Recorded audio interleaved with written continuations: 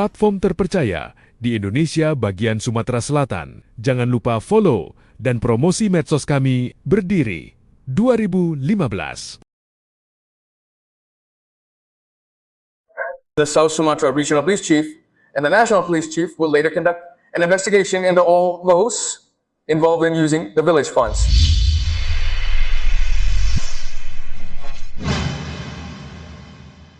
Thank you, media colleagues, for visiting the DPR building today to meet with DPR members. However, the DPR is currently in recess until January 15th. My purpose of coming here is to file a complaint and seek legal protection so that the Speaker of the DPRI, Puan Maharani, and her members can summon the person we reported in the attached evidence, namely the case of the 600 hectare land grabbed in Mekajaya, Kikim Barat District, Lahat Regency, South Sumatra.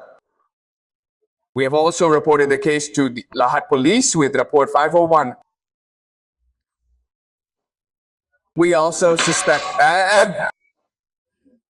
embezzlement or corruption using village funds, the village budget. APBDDEs which were used to purchase land, and the 5,600 hectares of land were sold to giant companies. And the state funds were used. Is there an accountability report? We have reported this to the Lahat Police Department. We have also asked the South Sumatra Police Chief and the National Police Chief to investigate all those involved in using the village funds which were used in 2012, 2016, and 2017. The money was used. The money was used to purchase land and sell it to companies. That's what I convey. So, the letter we have submitted, which has been received by the letter receiving department, will be sent to the Speaker of the Indonesian House of Representatives, Puan Maharani, to the Speaker. The Speaker will recommend to Commission 3, the Chairman of Commission 3, Bang Habu Buraman Osa, to summon the people involved in this matter for a REP, Regional Consultative Meeting, to hear their opinions. Regarding this transmigration since 1981, I have also communicated with the village secretary.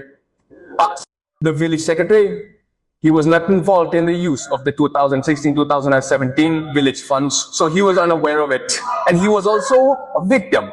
The village secretary, who served until this year, became a victim, making access to the village extremely difficult.